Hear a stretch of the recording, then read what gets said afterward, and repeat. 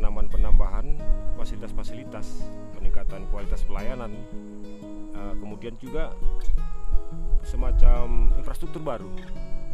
Dan tempat kita ini juga nanti kita akan konsep berdasarkan idenya Bapak Bupati akan dibentuk menjadi Taman Eden. Taman Eden itu konsepnya bagaimana dulu kisah penciptaan dunia, kita menganggap itu sebagai bentuk surga yang diciptakan Tuhan, karena itu ciptaan Tuhan pasti sempurna. Maka kita akan berupaya mengilustrasikan itu semua dalam bentuk Taman Eden ini. Di dalamnya kita ada kisah bagaimana manusia jatuh ke dalam dosa, kemudian begitu banyaknya mungkin tumbuh-tumbuhan yang akan ada di sini, dan beberapa itu akan menjadi pelengkap menambah daya tarik Taman Wisata Tuman ini. Itu yang sudah dikembangkan ya, untuk objek wisata. Kalau untuk potensi juga masih banyak di daerah ini. Yang juga sudah menjadi daerah tujuan wisata adalah Taman, saya ulangi, Danau Silalahi, Danau Toba, tapi berada di Kecamatan Silai Sabungan. Itu disebut di sini Tahu Silalahi. Dan tingkat kunjungan ke sana juga sudah semakin lama semakin tinggi. Kita mungkin masih terbatas dalam pengembangan infrastruktur yang ada di sana. Nah, harapan kita ke depan itu bisa menjadi tuan rumah pada saat ada kegiatan event-event pariwisata tingkat provinsi seperti Festival Danau Toba atau Festival Danau Toba. Nah, yang kami harapkan di situ memang akan ada investasi besar. Kita butuh investasi besar untuk pariwisata ini. Nah, yang kita juga menyadari bahwa kemampuan keuangan daerah juga sangat terbatas untuk itu. Kita sangat mengharapkan adanya investasi di bidang pariwisata dari pihak swasta, sektor usaha. Kemudian yang juga potensi yang sangat luar biasa kalau dikembangkan yaitu Danau Sicike-Cike. Lokasi taman wisata alam, masih alami, masih perawan, masih virgin ini. Kondisinya di situ banyak ribuan jenis-jenis tanaman seperti anggrek, bahkan kantong semar, bahkan juga ada bunga bangkai, bahkan juga hewan-hewan liar yang masih dilindungi juga kira-kira masih ada di sana. Kemudian terdapat juga 3 telaga di sana, dan kalau itu kita kembangkan akan menjadi betul-betul taman wisata alam yang luar biasa. Satu lagi yang mungkin potensi yang besar juga ke depan adalah Gua Kendit Liang. Kita memang belum melakukan penelitian mendalam ke sini karena masuk ke dalam gua ini sangat panjang, kita belum tahu sampai sejauh mana. Cuma kita akan melakukan ekspedisi ke dalam untuk melakukan pengimpunan data dan untuk mengambil informasi supaya kita bisa kemas ini kira-kira pengembangannya ke depan seperti apa. Itulah mungkin potensi yang besar ya yang ada di Deri. Di samping ada potensi-potensi lain yang sifatnya lebih kecil daripada yang tadi.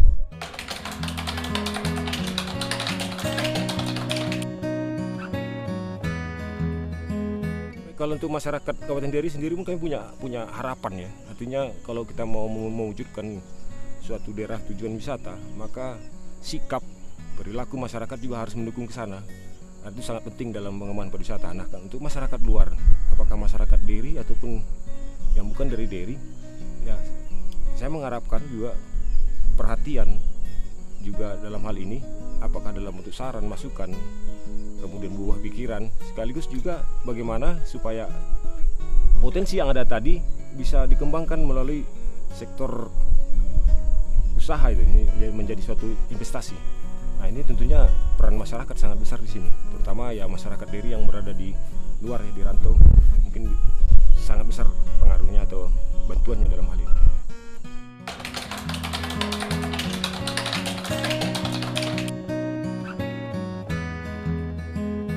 Kita bertahap ya, dalam rencana pembangunan 5 tahun kita mengharapkan sektor pariwisata itu bisa menjadi suatu sektor yang memberikan kontribusi yang besar terhadap pendapatan daerah, karena kita tahu bahwa pendapatan daerah merupakan darahnya di otonomi daerah ya. Sektor pariwisata kami harapkan juga akan menjadi salah satu sektor yang memberikan kontribusi yang besar. Nah, untuk tahapan tersebut sampai 5 tahun kita menargetkan nanti yang bisa kita dapatkan dari sana.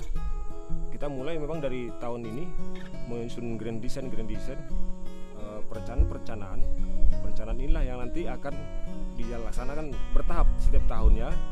Tapi itu tadi secara kenyataan kemampuan keuangan daerah Deri terbatas. Mungkin tahapan itu juga akan menjadi lama kalau tanpa dukungan tadi sektor swasta tadi atau investasi tadi. Tapi setiap tahun kita akan buat perencanaan peningkatan atau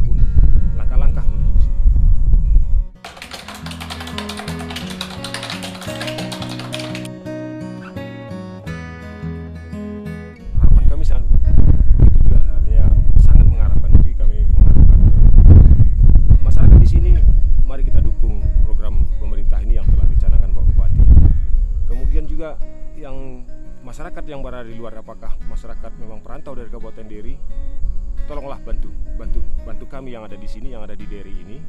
Kita mencoba mencari masukan, buah pikiran, kemudian jadi itu tadi peluang-peluang investasi yang bisa kita harapkan menyebarluaskan informasi. Kemudian kalau misalnya juga kedatangan masyarakat dari luar pun ke daerahnya juga gitu, punya kontribusi besar. Seperti itu harapan kami.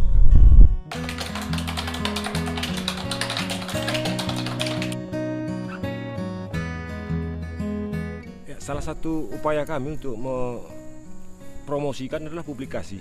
Publikasi ini banyak cara mungkin yang akan kami lakukan di depan, tapi dengan kehadiran sebagai contoh sekarang ini, ada kehadiran Yayasan Nixon Silalahi dari Parongil, kami senang sekali dan kami menyambut baik, dan mungkin ke depan ini juga yang akan kami tawarkan kepada mungkin misal ada production house yang lain, kalau untuk mencari lokasi yang bisa untuk menjadi background atau dokumentasi lain yang menyangkut keindahan alam, ya saya pikir kalau untuk Dairi banyak mempunyai lokasi seperti itu yang bisa menjadi latar belakang background atau ada kegiatan-kegiatan dokumentasi ataupun klip-klip yang lain dalam bentuk audio video ya.